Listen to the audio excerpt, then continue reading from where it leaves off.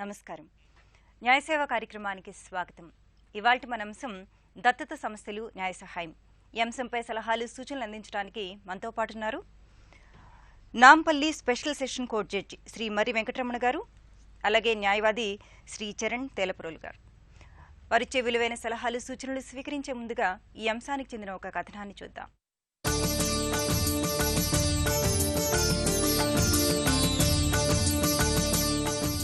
అమ్మ స్త్రీమూర్తికి సంపూర్ణతను చేకూరుస్తుంది. అందుకే ఆ పిలుపు కోసం పరితపించని మహిళ ఉండదు. మాతృత్వపు అనుభూతిని ఆస్వాదించే వారి సంఖ్యకు కొదవేమీ లేదు. చాలా మంది మహిళలు పిల్లలు కలగలేదన్న అసంతృప్తి నుంచి బయటపడేందుకు దత్తత మార్గాన్ని ఎంచుకుంటున్నారు. ఆలుముగ్గల్లో శారీరక లోపం, ఇతరత్ర కారణాలతో పిల్లల ముద్దుమురిపాలకు నోచుకోవటం లేదు. అది వారికి నిరాశను కలిగిస్తుంది. ఇలాంటి వారి కోసం అనాథ పిల్లల దత్తత స్వీకారం అపురూపమైన అనుబంధాన్ని కల్పిస్తోంది. నిరక్షరాస్యత, వివాహేతర సంబంధాలు, మూఢనమ్మకాలు ఎక్కువగా ఉన్న చోట పుట్టిన పిల్లలను వీధుల్లో వదిలివేయడం జరుగుతూనే ఉంది. ఇలాంటి చిన్నారులను దత్తత తీసుకోవడానికి చాలా మంది ముందుకు రావడం మంచి పరిణామమే. గతంలో బంధుమిత్రుల నుంచి పిల్లలను దత్తత తీసుకునేవారు. ఇప్పుడు ఎవరికి వారు ఒకరిద్దరు పిల్లలతో కుటుంబ నియంత్రణను పాటిస్తుండటంతో అయిన వారికి కూడా తమ పిల్లల్ని దత్తత ఇవ్వలేకపోతున్నారు. ఈ నేపథ్యంలో రాష్ట్ర మహిళా శిశు సంక్షేమ శాఖ ఆధ్వర్యంలో నడిపే శిశుగృహాల్లోని అనాథ చిన్నారులను దత్తత తీసుకునే అవకాశముంది. దత్తతకు సంబంధించి హిందూ దత్తత మనోవర్తి చట్టం 1956 అమలులో ఉంది. ఈ చట్టానికి సంబంధించిన సమస్యలు, సందేహాలకు సలహాలను తెలుపుతూ చిన్నారులను దత్తత ఎలా తీసుకోవాలి, దత్తత తీసుకున్నాక వచ్చే హక్కులేంటి, ఈ చట్టాన్ని అనుసరించి చిన్నారులను ఎలా దత్తత తీసుకోవాలి అన్న అంశంపై సలహాలను, సూచనలను అందజేస్తోంది న్యాయసేవ అధికార సంస్థ. ముందుగా కాల్ తీసుకుందాం అండి. కిరణ్ హైదరాబాద్ నుంచి. నమస్తే అండి కిరణ్ గారు, చెప్పండి. నమస్కారం మేడం. చెప్పండి. అంటే మా ఫాదర్ సెకండ్ మ్యారేజ్ చేసుకున్నాడు మేడం. అంటే వాళ్ళు తనకి ఇప్పుడు సెకండ్ భార్యకి ఒక కూతురు, ఒక దత్త పుత్రుడు ఉన్నాడు మేడం. ఓకే. అయితే మరి ఇప్పుడు అది తాత ఆస్తి మేడం. అంటే తాత ఆస్తి అయితే వాళ్ళు మొత్తానికి మా అమ్మకి గాని మా మొదటి భార్య అంటే బిడ్డలకి ఏమి ఇవ్వట్లేదు. ఇప్పుడు వాళ్ళకు తాత ఆస్తిలో వాళ్ళు ఇప్పుడు ఇల్లీగల్ ఉంటారు కదా మేడం. ఇప్పుడు సెకండ్ సంతానం పుట్టిన వాళ్ళు ఇల్లీగల్ చైల్డ్ అంటాం కదా, వాళ్ళకి రైట్ ఉంటుందా మరి ఉండదా అని. ఓకే. అంటే ఇప్పుడు దత్తత తీసుకున్న వారికి కూడా ఆస్తిలో వాటా వస్తుందా రాదా అని మీ డౌటా అండి? అవునండి. ఇద్దరు రెండో పెళ్లి చేసుకున్న వాళ్ళ సంతానం ఇల్లీగల్ ఎవరండి ఇప్పుడు చట్ట ప్రకారం? అలాగే దత్తత తీసుకున్న వాళ్ళకి అందులో వాటా ఉంటుందా లేదా అనేది మీ డౌట్, అంతేనా? అవునండి. ఓకే జడ్జి గారు. కిరణ్ గారు, సార్ ఇప్పుడు మీ పిన్ని గారు ఏమైతే అవుతారో, మీ పిన్ని వరుస అయ్యేటువంటి ఆమె దత్తత తీసుకున్నది అని చెప్పారు. ఆమె ఒకతే తీసుకున్నదా లేకపోతే మీ తండ్రి గారు ఆమె కలిసి తీసుకున్నారా దత్తత? తండ్రి గారు కలిసి ఇద్దరు కలిసే తీసుకున్నారు. ఎలా తీసుకున్నారు? అంటే చిన్నప్పటి నుంచి పెంచుకుంటారు, కాగితాలు కూడా ఉండొచ్చు, మాకు తెలియదు అదంతా. ఎలా తీసుకున్నారో తెలియదు మీకు? స్పష్టత ఉందా లేదా దత్తత ఎలా జరిగింది అనేది? దత్తత అయితే ఉన్నది సార్. అంటే పేపర్స్ కూడా ఉన్నట్టున్నాయి సార్, అగ్రిమెంట్స్ అవన్నీ ఉన్నాయి. అయితే ఇప్పుడు డౌట్ ఏంటంటే ఇప్పుడు అన్సెస్ట్రల్ ప్రాపర్టీ ఉంటది కదా సార్, అందులో వీళ్ళకి రైట్ ఉంటుందా? సెకండ్ ఆమెకి పుట్టిన ఆమెకి ప్లస్ దత్తత తీసుకున్న వాళ్ళకి ఇద్దరికి. ఓకే. సెకండ్ ఆమె పుట్టడం అంటే ఎలాగా? మీ తల్లి గారికి విడాకులు ఇచ్చిన తర్వాత పెళ్లి చేసుకున్నారా లేకపోతే ఎట్లాగా? అది విడాకులు కాలేదండి ఇంతవరకు. ఓకే, విడాకులు కాకుండానే చేసుకున్నారు. అవునండి. ఓకే. అటువంటి పరిస్థితుల్లో మరి మీ ఆస్తికి ఆమె ద్వారాగా కలిగినటువంటి సంతానానికి మీ ఆస్తికి ఎటువంటి ఇబ్బంది లేదు. కాబట్టి దత్తత అనేది మీరు స్పష్టంగా చెప్పలేకపోతున్నారు. దత్తత అనేది మరి వాళ్ళ మధ్యన ఎట్లా జరిగింది అనేది, అంటే రిజిస్టర్డ్ ద్వారాగా జరిగిందా, పెద్దల సమక్షంలో జరిగిందా, లేకపోతే ఏదన్నా సంస్థ ద్వారాగా జరిగిందా, కోర్టు ద్వారాగా జరిగిందా దత్తత అనేది? రిజిస్టర్ అనుకుంటా సార్, ఖచ్చితంగా రిజిస్టర్డ్ దత్తత జరిగింది. ఓకే. ఓకే. అట్లాగైనా కూడా మరి ఆ వివాహమే చెల్లదు కాబట్టి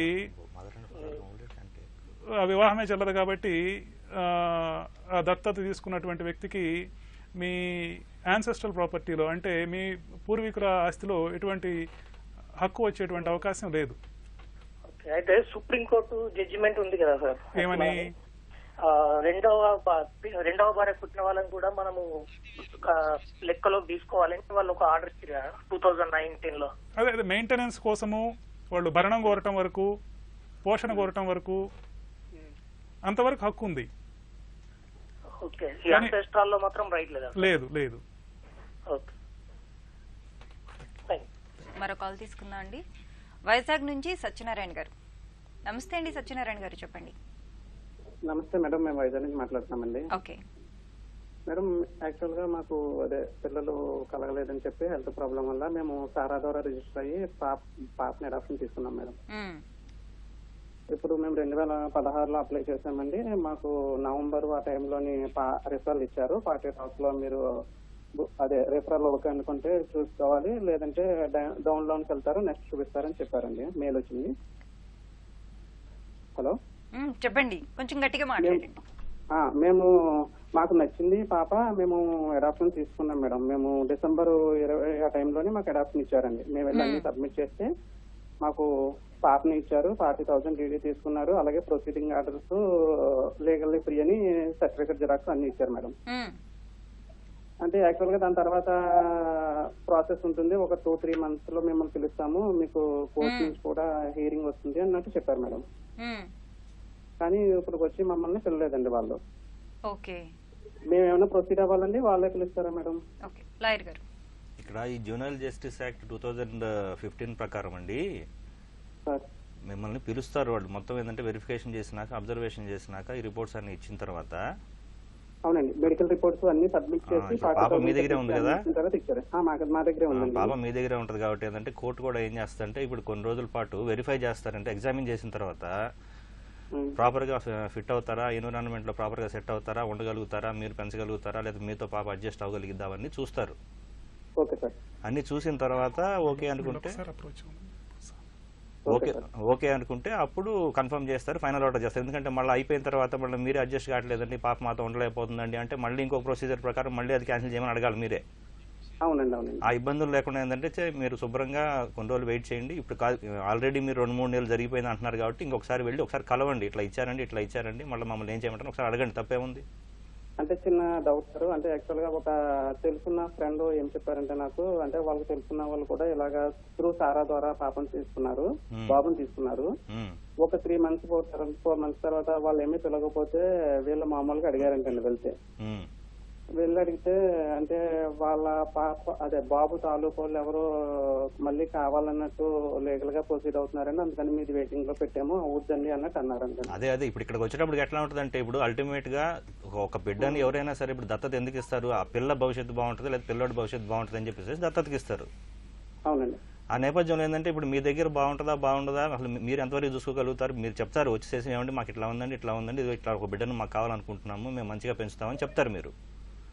ఒకటి మీరు చెప్పింది మీకు నమ్మకం కలగాలి, అట్లానే ఆ పాప కూడా మీ దగ్గర అడ్జస్ట్ అవ్వగలగాలి, అట్లానే రేపొద్దున ఆ పాపకు సంబంధించి ఎవరైనా వచ్చారు లేదంటే రాలేదు అనేది కూడా తెలుసుకొని కొంచెం టైం కావాలి కదా. ఇవంతా హడావుడిగా చేశారనుకోండి ఎవరికి ఉపయోగం. అల్టిమేట్ గా ఏంటంటే పాపకి లేదా బాబుకి ఎవరికైనా సరే దత్తత ఎవరికైతే ఇస్తున్నారో వాళ్ళకి సంరక్షణ మంచిగా ఉంటుంది, వాళ్ళ వెల్ఫేర్ గురించి అనేది జరుగుతుంది. ఇది ఓకే సార్, మీ అదే మామూలుగా మీరు చెప్పింది కరెక్ట్ అండి. పాప వెల్ఫేర్ ప్లస్ ఇప్పుడు అడాప్షన్ తీసుకున్న ఫ్యామిలీ మీరైతే వెళ్ళి అడిగారు అనుకోండి మీకు క్లారిటీ వస్తుంది కదా.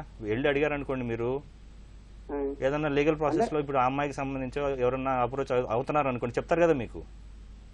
డౌట్ సార్, యాక్చువల్ గా మనకి అడాప్షన్ కి సారాలో పెట్టేటప్పుడే పాపలు అదే బేబీ ఆడపిల్ల గానీ మగపిల్లడు గానీ లీగల్ గా ఫ్రీ అని ఉంటేనే పెడతారు కదా సార్. ఇంకా లీగల్ గా ఇనిషియల్ స్టేజ్ లో ఉంటేనే పెడతారు. ఆ తర్వాత సబ్సిక్వెంట్ గా వెరిఫై అప్పుడు ఏమంటారు ఇనిషియల్ ఎంక్వైరీ చేసేసి చైల్డ్ వెల్ఫేర్ కమిటీలో చూస్తారు. అవునండి. చూసిన తర్వాత ఓకే ఏం అడ్డంకులు లేవు, మొత్తం అంతా కూడా చక్కగానే ఉండింది, పాపని దత్తతకి ఇవ్వచ్చు ఫ్రీ హోల్డ్ అని చెప్పేసి ఇచ్చినా కూడా సబ్సిక్వెంట్ గా కొత్త విషయాలు తెలిసినాయి అనుకోండి మనం కాదనలేం కదా. అల్టిమేట్ గా రేపొద్దున ఇప్పుడు మీకు ఇవ్వటం కంటే కూడా రేపొద్దున పాపకి నిజంగా వాళ్ళ నేచురల్ పేరెంట్స్ వచ్చేసేసి తీసుకెళ్లి మంచిగా చూసుకునే పరిస్థితి ఉందనుకోండి, మరి పాప దృష్టిలో ఆలోచన చేస్తే అదే కరెక్ట్ అవ్వచ్చు కదా. అల్టిమేట్ గా ఏది బెస్ట్ అనేది అల్టిమేట్ గా కోర్టు డిసైడ్ చేస్తుంది ఈ విషయంలో. అంటే యాక్చువల్ గా సంవత్సరంన్నర మనం ఆన్లైన్ లో ప్రాసెస్ పెట్టి సంవత్సరంన్నర వెయిటింగ్ చేసి మనం త్రూ లీగల్ గా ప్రొసీడ్ అయిన తర్వాత కూడా లీగల్ ఫ్రీ అన్న బేబీని మనకి ఇచ్చాక కూడా మళ్ళీ వాళ్ళు లీగల్ గా ప్రొసీడ్ అవ్వాలి అంటే వాళ్ళ నామ ప్రకారం ఎవరైనా ఇచ్చినా కూడా వాళ్ళ నామ ప్రకారం తీసుకుని ఇవన్నీ ఉంటుంది కానీ తర్వాత కూడా వాళ్ళు లీగల్ గా ప్రొసీడ్ అదే బాబు, ఇప్పుడు నువ్వు ఒక ప్రాపర్టీ అగ్రిమెంట్ చేసుకున్నావు అనుకో, నీకు సేల్ డీడ్ వచ్చిన తర్వాత కదా నువ్వు దానికి ఓనర్ అయ్యేది. అవునండి. అట్లానే నీకు ఫైనల్ ఆర్డర్ కోర్టు ఇచ్చిన తర్వాత కదా అట్లీస్ట్ నీ అడాప్షన్ ప్రొసీజర్ కంప్లీట్ అయ్యేది. స్టిల్ ఇంకా కూడా ఎందుకు వెయిటింగ్ లో పెట్టారు అంటే పాప దృష్టిలో పాపకి ఏది బెనిఫిషియల్ అనేది చూడాలనే ఉద్దేశంతో కదా స్టిల్ అది డిలే అవుతా ఉంది. కాబట్టి మనం ఇక్కడ హక్కులు క్లెయిమ్ చేసుకోవడం కాదు. ఇప్పుడు మీకు ఇప్పుడు ఇచ్చిన పాప గురించే మీ ఇంత హక్కులు క్లెయిమ్ చేసుకునే పరిస్థితిలో మరి అల్టిమేట్ గా పాప బెనిఫిట్ గురించి ఏంటి అనేది కోర్టు కూడా అంత జాగ్రత్తగా ఆలోచన చేస్తూ ఉంటది కదా. కాబట్టి ఎప్పుడు కూడా ఏంటంటే మనం ప్రాసెస్ ని తప్పు పట్టకూడదు. నిజంగా ఏంటి నెక్స్ట్ ఏంటి, ఏం చేస్తే బాగుంటుంది, నిజంగా పాపకి ఎలా బాగుంటుంది, మీకు ఎలా బాగుంటుంది, నెక్స్ట్ ఏం చేయాలి. ఇప్పుడు ఈ సందర్భంలో మీరు పోయేసేసి వెళ్ళి ఆ అథారిటీని కలవండి. ఒకసారి కలిస్తే ఎందుకు ఆగింది అనేది చెప్తారు మీకు. ఇవన్నీ మనం ఊహించుకోవటమే కదా ఏం జరుగుతుంది అనేది.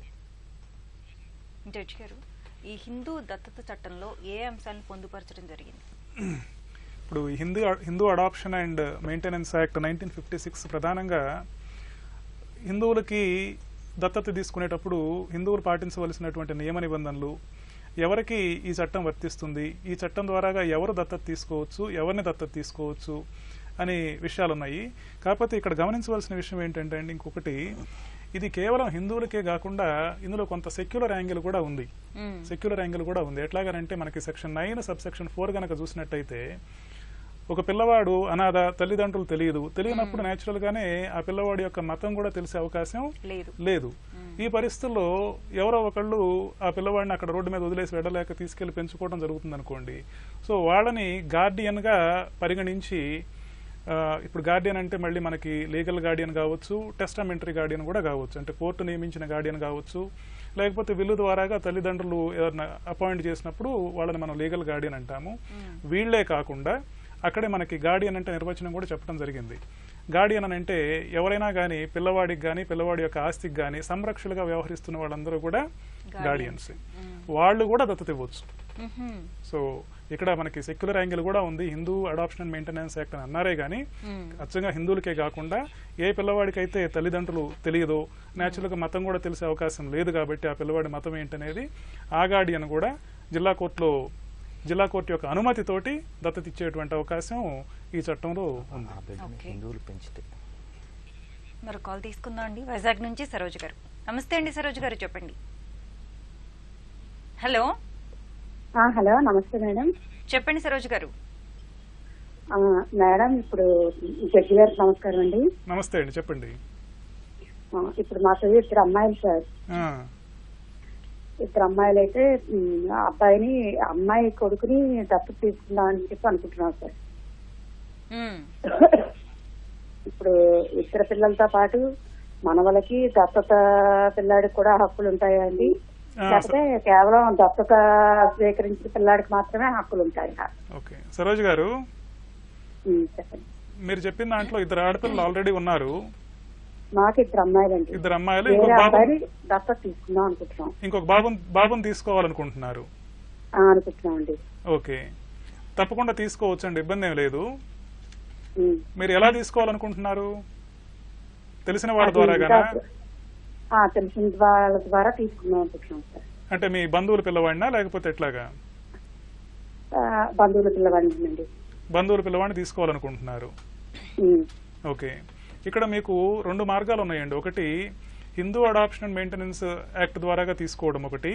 అలా కాకుండా ఇప్పుడున్నటువంటి మనకి జువెనైల్ జస్టిస్ యాక్ట్ 2015 కొత్త చట్టము, ఈ చట్టం ద్వారాగా కూడా తీసుకోవచ్చు.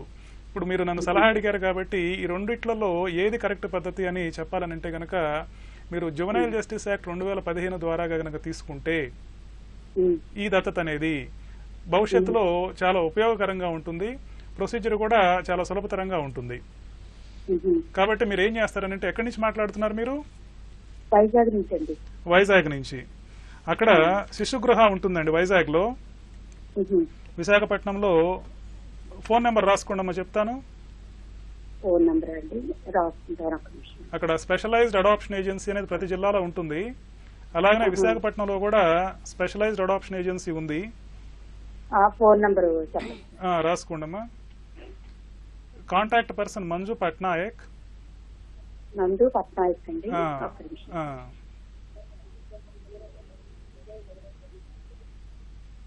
Phone number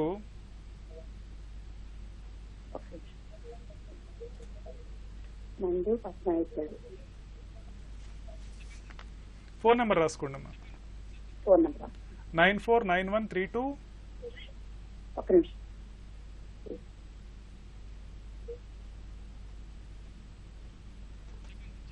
9132 9132 7195 7195. ఇప్పుడు నా 9132 919491327195. స్క్రీన్ మీద డిస్ప్లే అవుతుంది చూడండి అమ్మా. స్క్రీన్ మీద. సరే, ఒక పని చేయండి మీరైతే, సరే. కారా వెబ్సైట్ ఉంటుంది, CARA అమ్మా, CARA. సరే సార్, ఇప్పుడు నా ఇది అంటే డౌట్ ఏంటంటేనండి, చెప్పండి. ఇద్దరు పిల్లలతో సహా అబ్బాయి కూడా వస్తుందా అండి, లేదా ఇద్దరు పిల్లలకి రాకుండా కేవలం ఆ అబ్బాయికి అని చెప్పి భయపడుతున్నారండి? అట్లాగుండదమ్మా, అట్లాగుండదు. అందరికి సమానంగా వస్తుంది షేర్. మీరు ఆ భయం ఏం అక్కర్లేదు, మీకు సమానంగా వస్తుంది. సరేనండి. ఓకే. బెంగళూరు నుంచి రేణుక గారు. నమస్తే అండి రేణుక గారు, చెప్పండి. నమస్కారం అండి, చెప్పండి. నా పేరు రేణుక అండి. ఓకే. మా నాన్నగారు 27 ఏళ్లప్పుడు వాళ్ళ పిన్నికి దత్తత పోయారండి. మా నాన్నగారి అమ్మ వాళ్ళు ముగ్గురు అన్నమాట, ముగ్గురు అక్క చెల్లెళ్ళు. అందులో పెద్ద ఆవిడ మా నాయనమ్మ గారు, మా నాన్నగారు అమ్మగారు. 27 ఏళ్ళు ఆ టైంలో వాళ్ళ చెల్లెలకే దత్తత ఇచ్చారండి. దత్తత ఇచ్చారు, పెళ్లి కూడా దత్తత తీసుకున్న ఆవిడే చేశారు. అప్పుడేంటంటే మామూలుగా మేము బ్రాహ్మణ ఈ దత్తత స్వీకారం అట్లా జరిగిందండి, మామూలు కార్యక్రమం లాగా జరిగింది.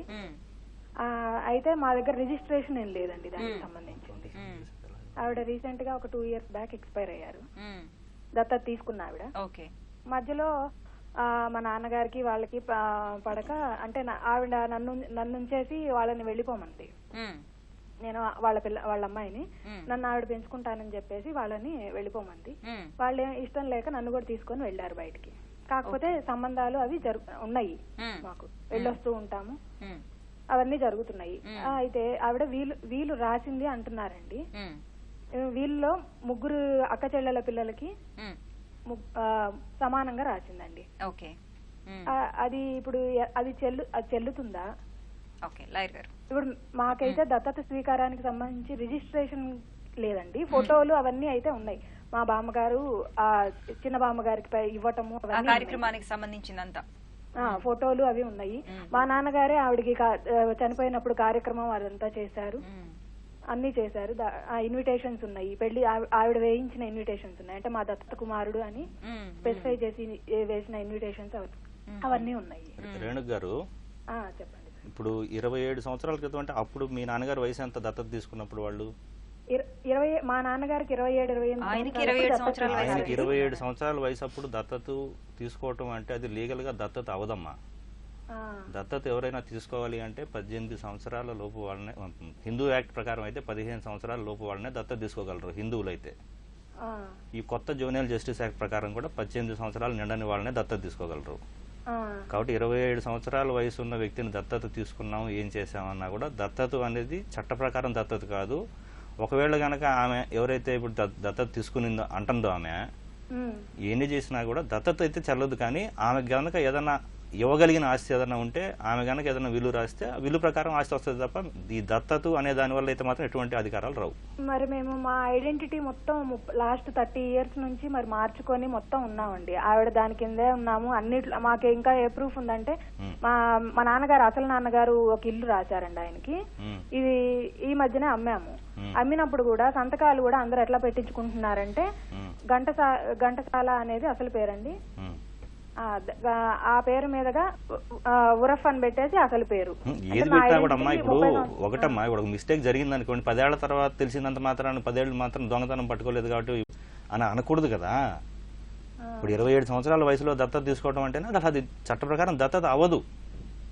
కానీ దాని గురించి మనం ఇట్లానే 20 ఏళ్ల నుంచి 30 ఏళ్ల నుంచి ఇలానే ఉన్నాం కాబట్టి ఇట్లానే కంటిన్యూ అవ్వాలంటే ఎట్లా కుదురుతుంది? కుదరదు కదా. ఎప్పుడైతే ఆ విషయం బయటకు వచ్చిందో ఇప్పుడు లీగల్గా అది దత్తత చెల్లదు కాబట్టి ఆమె ఏదైతే ఇప్పుడు ఆమె విల్లు రాసి ఏదైనా విల్లు ప్రకారం ఏదైనా మీకు సంక్రమిస్తే అట్లా వస్తుంది తప్ప, లేదంటే మీ నాన్నగారు సంపాదించిన ఆస్తిలో మీకు హక్కులు వస్తాయి తప్ప దత్తత అఫీషియల్గా చెల్లదు. దత్తత కనుక అఫీషియల్ అయితే ఆటోమేటిక్గా వాళ్ళ సొంత బిడ్డలాగా ఆస్తుల్లో అన్నింటిలో రైట్స్ వస్తాయి. ఇక్కడ దత్తతే లీగల్గా 27 సంవత్సరాలు అంటే చెల్లదు కాబట్టి దత్తత వల్ల వచ్చే బెనిఫిట్స్ అయితే ఏముండవు, అదొకటి అర్థం చేసుకోండి. ఇంకొకటి మా నాన్నగారు అసలు నాన్నగారు సంపాదించిన పొలం అదంతా ఉందండి. దాని మీద అయితే మాకు హక్కు ఉంటుంది కదా, మనవాళ్ళకి హక్కు ఉంటుంది కదా. ఉంటదమ్మా, ఉంటది. Okay okay right. మరో కాల్ తీసుకుందాం అండి. విజయనగరం నుంచి విజయలక్ష్మి గారు. నమస్తే అండి విజయలక్ష్మి గారు, చెప్పండి. హలో, నమస్తే అండి. మేము విజయనగరం నుంచి మాట్లాడుతున్నామండి. ఓకే. ఇప్పుడు మా వారు పేరున భూమి ఉందండి, ఆస్తి. అది రెవెన్యూ డిపార్ట్మెంట్ కి వెళ్ళి ఇప్పుడు ఆన్లైన్ సిస్టమ్ వచ్చాక ఆన్లైన్ చేసుకుందాం అని చెప్పేసి ఎంఆర్ఓ ఆఫీస్కి వెళ్తే మా తాలూకా భూములన్నీ కూడా వేరే వాళ్ళ పేరున ఆన్లైన్ ఉన్నాయండి. అవి కూడా మా చుట్టాలు. ఈ రోజు ఆస్తుల గురించి కాదమ్మా మనం మాట్లాడుకుంటుంది. ఆస్తుల గురించి కాదండి, దత్తతే. వాళ్ళేమో మాకు మీ నాన్నగారు చిన్నప్పుడు మమ్మల్ని దత్తత తీసుకున్నారు అని చెప్పేసి, మా వారికి క్యాన్సర్ అండి, క్యాన్సర్ పేషెంట్ వల్ల వాళ్ళు ఇతను ఏమీ చేయలేడన్న కారణం మీద వాళ్ళందరూ కూడా కుట్ర పట్టి మా వారిని ఆడుకుంటున్నారండి. ఎవరిని దత్తత తీసుకున్నారమ్మా? తీసుకోలేదండి, అతనికి ఏ దత్తత సర్టిఫికేట్ లేదండి. చిన్నప్పుడు పెదనాన్న చిన్నాన్న పిల్లల్లో ఒక అతను మా ఇంట్లో ఉండి చదువుకున్నారండి, అంతవరకే. ఆ చదువుకున్న కారణంగా ఇప్పుడేమో నాకు కూడా ఆస్తుంది అని అడుగుతున్నారు. ఓకే, చిన్నప్పటి నుంచి పెరిగాను కదా మీ ఇంట్లో, నాకు కూడా ఆస్తిలో వాటా కావాలి అని అడుగుతున్నారు, అంతేనా? వాటా కావాలి అని అడిగారు. ప్లస్ ఏమో రెవెన్యూ డిపార్ట్మెంట్ వాళ్ళు కూడా తప్పు చేశారండి. జీరో ఖాతా ప్రకారం ఆయన పేరున మా భూములన్నీ ఆన్లైన్ చేసుకున్నారండి. రెవెన్యూ డిపార్ట్మెంట్ వాళ్ళు తప్పు చేశారు, ఇది తప్పు చేశారు. మా వారు పేషెంట్ కారణంగా వీళ్ళందరూ కలిపి కుట్ర పని చేస్తున్నారండి. ఇది ఎవరైతే కౌలుకి ఇచ్చామో అతను కూడా మా డబ్బులు ఇవ్వడానికి కూడా నిరాకరించారండి. అతను కూడా ఏం చెయ్యాలో అర్థం అవ్వట్లేదండి. మా ఇలా న్యాయ సహాయం కోసం మేము ఎవరినైనా. విజయలక్ష్మి గారు నమస్తే అండి, చెప్పండి. నమస్తే అమ్మా. ఇప్పుడు కేవలం మీ ఇంట్లో పెరిగినంత మాత్రాన అతను మీ తండ్రి గారితో పాటుగా సమానంగా హక్కులు కోరేదానికి గానీ లేకపోతే ఎటువంటి హక్కులు కోరేదానికి గానీ అవకాశం లేదు, హక్కు కూడా లేదు అతనికి. నెంబర్ 1. తర్వాత మీరు మీ ఆస్తుల్ని రెవెన్యూ వాళ్ళ సహకారంతోటో లేకపోతే మీ ఆస్తుల్ని మీకు కాకుండా చేసే ప్రయత్నం జరుగుతా ఉందని కూడా మీరు ఇప్పుడు చెప్పడం జరిగింది. రెవెన్యూ ఆల్రెడీ జీరో ఖాతా ప్రకారం వాళ్ళకి ఆన్లైన్ చేశారండి. ఒక పని చేయండి, అయితే మీరు అక్కడ మీ దగ్గరలో ఉన్నటువంటి రెవెన్యూ ఆఫీస్ లో మీరు అప్లికేషన్ పెట్టి మీ పేరుతోటి మార్పులు చేయమని కోరటం ఒకటి. దాని తర్వాత అందరికి లెటర్ రాసామండి, అన్ని చేసి ప్రయత్నాలు చేసి విసిగిపోయాను సార్. విసిగిపోతే కుదరదమ్మా, ప్రయత్నం చేస్తూనే ఉండాలి. మీ హక్కులు మీరు సాధించుకునే వరకు ప్రయత్నాలు జరుగుతూనే ఉండాలి. తర్వాత దాని మీద రెవెన్యూ ఆర్డర్ మీద మళ్ళీ అప్పీల్ అది ఉంటుంది. అదే కాకుండా మీరు ఈ లోపుగానే కోర్టులో ఇంజంక్షన్ కూడా దాఖలు చేసుకోవచ్చు, మీ ఆస్తికి ఎటువంటి ఆటంకాలు ఏమైనా జరుగుతూ ఉంటే. ఇంజక్షన్ మేము ఒక లాయర్ ని పెట్టుకుని అతన్ని ఇచ్చేస్తే అతను ఇంజక్షన్ ఆర్డర్ అడగకన్నా పొజిషన్ డిక్లరేషన్ అడిగారు సార్. అంటే ఒకట్లేండి, ఇప్పుడు పొజిషన్ డిక్లరేషన్ అడగటం కూడా ఎందుకనంటే మేబీ రెవెన్యూ రికార్డ్స్ లో మీ పొజిషన్ ఉన్నట్టు కనపడలేదేమో. అంటే అందరూ తప్పుడు రిపోర్ట్లు ఇచ్చారండి. మేము విజయనగరంలో ఉంటున్నాం, మా భూమి బొబ్బిలి గ్రామంలో ఉందండి. ఓకే ఓకే, ఇదే విషయం మీరు కోర్టులో నిరూపించగలిగితే మీ స్వాధీనంలో లేదని, అదే విధంగా అతనికి ఎటువంటి హక్కు లేదని, ఈ రెండు విషయాలు కనుక మీరు కోర్టులో నిరూపించగలిగితే ఎట్లాగో కేసు వేస్తున్నామని చెప్తున్నారు కాబట్టి మీ హక్కులను మీరు కాపాడుకోవచ్చు, మీ ఆస్తిని మీరు ఎటువంటి ఆటంకం లేకుండా అనుభవించవచ్చు మీరు. నెక్స్ట్ సార్ ఇంకొక క్వశ్చన్ అండి. మేమైతే ఎవరికైతే కౌలుకి ఇచ్చామో అతను 9 సంవత్సరాల నుంచి చేస్తున్నాడండి. 9 సంవత్సరాల నుంచి మాకు మనీ ఇస్తున్నాడు. ఈ సంవత్సరం ఏమంటే ఇవ్వడానికి కూడా ఒప్పుకోవట్లేదండి. అతన్ని కూడా భయపెట్టేసి వాళ్ళు ఇచ్చేస్తున్నారు. ఇప్పుడు అతని దగ్గర మేము కౌలు డబ్బులు ఎలా తీసుకోవాలండి? మాట్లాడండి, మీరు ఆల్రెడీ లాయర్ గారిని పెట్టుకున్నారు, ఒక కేసు నడుపుతున్నారు కాబట్టి మీకు న్యాయ సలహా అనేది ఉన్నది. మీ లాయర్ గారితో మాట్లాడండి, మీ కౌలు ఎలా రాబట్టుకోవాలో కూడా మేము మార్చుకోవాలనుకుంటున్నామండి. మాకు సరైన న్యాయం అతని ద్వారా కూడా జరగదు అని మేము భావిస్తున్నాం. సరే, అది మీరు చేయవచ్చమ్మా, దానికి అభ్యంతరం ఏమి లేదు. ఇంకొకటి న్యాయ సహాయం అడిగారు మీరు, న్యాయ సహాయం ఎక్కడ దొరుకుతుందని అడిగారు. ఓకే చెప్పండి సార్. మీరు ఏ కోర్టులో వేశారమ్మా దావా ఇది? బొబ్బిలి కోర్టులో అండి. బొబ్బిలి కోర్టులో అక్కడ న్యాయ సేవా కేంద్రం ఉంటుంది. స్టేట్ లీగల్ సర్వీస్ అథారిటీ ద్వారాగా ఏర్పాటు చేయబడినటువంటి న్యాయ సహాయ కేంద్రం ఉంటుంది. అక్కడ అవసరమైన వాళ్ళకి మీకు ఆ పరిమితుల లోపు గనక మీరు అర్హులై ఉంటే గనక మీకు అక్కడ ఒక లాయర్ గారిని వాళ్ళు నియమింపజేసి మీకు ఏదైనా అవసరమైనటువంటి న్యాయ సహాయం అక్కడ మీరు పొందడం జరుగుతుంది. కోర్టు ప్రిమిసెస్ లోనే ఉంటుంది, కోర్టు కాంపౌండ్ లోనే. మీరు అక్కడ గనక విచారించినట్టయితే వాళ్ళు చెప్తారు. ఫోన్ నెంబర్ ఏమైనా ఉంది సార్? మీరు కోర్టు కాంపౌండ్ లో బోర్డు కూడా డిస్ప్లే చేసి ఉంటుందమ్మా, ఉచిత న్యాయ సేవ అని చెప్పి బోర్డు కూడా డిస్ప్లే చేసి ఉంటుంది. బొబ్బిలి కోర్టులో అది పెద్ద కోర్టు కాదు సార్, నాకేం కనిపించలేదు అక్కడ. ఒక పని చేయండి, అక్కడికి వెళ్ళినాక మీరు లీగల్ సర్వీస్ కమిటీ ఎక్కడ అని అడగండి. Legal service committee? అవును, మండల్ లీగల్ సర్వీస్ కమిటీ ఎక్కడ అని అడగండి. వాళ్ళు ఆ సంబంధితమైనటువంటి అడ్వకేట్స్ ని అక్కడ దానికి సంబంధించిన స్టాఫ్ అది ఉంటారు, వాళ్ళు మిమ్మల్ని గైడ్ చేస్తారు, వాళ్ళు సహాయం చేస్తారు. ఇప్పుడు మా వారు పేషెంట్ తిరగలేకపోతున్నారు, ఆ విధంగా మేము దేన్ని అడగలేమా సార్, ప్రభుత్వాన్ని కానీ దేన్ని కూడాను? కోర్టేనమ్మా, కోర్టుకి వెళ్ళారు మీరు ఆల్రెడీ, మీరు సరైన దారిలోనే వెళ్తున్నారు. కేసును కొనసాగించండి మీరు. మరి మీ సాక్ష్యాలన్నీ కూడా నమ్మదగినవిగా ఉంటే తప్పకుండా మీకు న్యాయం జరుగుతుందని భావిస్తున్నాను. సార్ ఇప్పుడు జీరో ఖాతా అంటేనే ఇన్వాల్యుబుల్ కదండి, మరి రెవెన్యూ వాళ్ళు ఇంత తప్పు చేస్తున్నా సరే, మేము ఇన్ని లెటర్స్ రాసినా సరేను కలెక్టర్ గారు కానీ ఎవరు పట్టించుకోవట్లేదంటే అసలు విజయలక్ష్మి గారు మీరు బొబ్బిలి దగ్గర ఉన్న న్యాయ సేవ అధికార సంస్థని సంప్రదించండి. మీ ఇప్పుడు చెప్పినవన్నీ కూడా వారికి చెప్పండి, వీళ్ళు కరెక్ట్ గా మీకు న్యాయ సహాయం అందిస్తారు. ఓకేనమ్మా, న్యాయ సలహా కూడా ఇస్తారు. అలాగే మీ దగ్గర ఉన్న డాక్యుమెంట్స్ కానివ్వండి, ఇప్పుడు ఏవేవైతే చెప్పారో అన్ని వాళ్ళ దగ్గర మీరు ప్రూవ్ చేసుకోవాలి. ఓకేనమ్మా, మరో కాల్ తీసుకుందాం అండి. కృష్ణారెడ్డి గారు హైదరాబాద్ నుంచి. హలో కృష్ణారెడ్డి గారు, నమస్తే అండి, చెప్పండి. మేడం మాది మా నలుగురం అన్నయ్యలం మేడం, మేము నలుగురం తండ్రికి.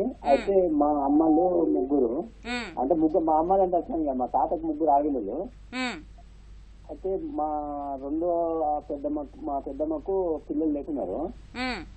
మా సెకండ్ అన్న దత్తత తీసుకున్నాను. ఎవరిని దత్తత తీసుకున్నారండి? మా రెండో అన్నయ్యకు. అయితే ఆల్రెడీ దత్తత కొంచెం గట్టిగా మాట్లాడండి మీరు. రెండో అన్నయ్యను దత్తత తీసుకొని పెంచుకున్నది మేడం. మా ఇంట్లోనే ఉంటది మా పెద్దమ్మ. ఆమెకు మొగడు భర్త చనిపోయాడు, పిల్లలు లేరు. మా అన్నయ్యను దత్తత తీసుకున్నది. కాగితాలు రాసుకున్న పెద్ద మనిషి మంగళ. ఇప్పుడు ఏంటండి సమస్య ఏంటి? ఇప్పుడు అతనికి మా ఆస్తులకి భాగం వేయాలన్నా ఇయ్యొద్దా? ఓకే, దత్తత వెళ్ళిపోయారు కాబట్టి మీ ఆస్తిలో వాటా వెళ్తుందా లేదా అనేది మీ డౌట్. ఓకే జడ్జి గారు. హలో, కాల్ కట్ అయిందండి. అంటే దత్తత వెళ్ళిపోయారు కదా, ఈ ఆస్తులు తల్లిదండ్రుల దగ్గర నుంచి వాటా వెళ్తుందా లేదా అనేది ఆయనకి డౌట్ అన్నమాట. దత్తత వెళ్ళినా కూడా అతను పుట్టిన తర్వాత అతనికి ఆ కుటుంబంలో పుట్టడం ద్వారా కానీ ఎటువంటి హక్కులైతే ఉంటాయో వాటికి ఎటువంటి భంగం ఉండదు. తర్వాత ఆ కుటుంబం సంపాదించుకునేటువంటి ఆస్తుల మీద, తర్వాత జరిగేటువంటి భాగ పంపిణీల మీద మటుకు అతనికి హక్కు ఉండదు. సో కాబట్టి అతను పుడతానే మీకు ఎలాగైతే హక్కు ఉందో ఆ కుటుంబం ఆస్తుల మీద అతనికి కూడా అదే హక్కు ఉంటుంది, అంతవరకే. ఆ తర్వాత మీ భాగాలు వేసుకున్న తర్వాత జరిగేటువంటి భాగ పంపిణీల్లో ఆ కుటుంబం సంపాదించుకున్న ఆస్తుల్లో మళ్ళీ అతనికి భాగం వెళ్ళడం అనేది జరగదు. ఓకే, అంటే పూర్వీకుల దగ్గర నుంచి ఏవైతే అంతకుముందు వస్తాయో, సంక్రమిస్తాయో, లేదా ఈ దత్తతకి వెళ్లే ముందు వరకు ఏ ఆస్తులు అయితే ఉన్నాయో ఆ ఆస్తుల వరకు మాత్రం అందులోంచి వాటా కంపల్సరీగా వెళ్తుంది. అలాగే మళ్ళీ దత్తత వెళ్ళిన చోట కూడా అక్కడ ఆస్తులన్నీ కూడా అతనికే వస్తాయి. ఓకే అండి. మళ్ళీ అక్కడ దత్తత వెళ్లిన కుటుంబంలో గనక ఇదే విధంగా ఆల్రెడీ ఇతను దత్తత రాకముందు అక్కడ కొంతమందికి వాటాలు ఉండుంటాయి. వాళ్ళ వాటా ఏదైతే ఉన్నదో ఆ కుటుంబంలో జన్మించిన వాళ్ళు, ఆ కుటుంబంలో హక్కుదారులు, వాళ్ళ హక్కులను ఎటువంటి హక్కులను కూడా ఇతను హరించడానికి గానీ వాటికి భంగం కలిగించడానికి గానీ ఇతనికి అవకాశం లేదు. ఇతను వెళ్లిన తర్వాత జరిగేటువంటి ఆస్తి వ్యవహారాల్లో, ఆ కుటుంబం సంపాదించుకునేటువంటి ఆస్తుల్లో, ఆ కుటుంబం లేకపోతే ఇతను దత్తత తీసుకున్నటువంటి తండ్రి చనిపోయిన తర్వాత ఆ తండ్రికి వచ్చేటువంటి భాగంలో ఇతను కూడా భాగం వస్తుంది.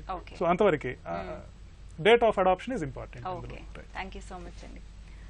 ఇప్పటి వరకు మనం దత్తత సమస్యలు, న్యాయ సహాయం ఈ అంశంపై సలహాలు, సూచనలు స్వీకరించాం. వచ్చే శనివారం 9:30 న్యాయ సేవ కార్యక్రమంలో మళ్ళీ కలుసుకుందాం. అంతవరకు సెలవు, నమస్కారం.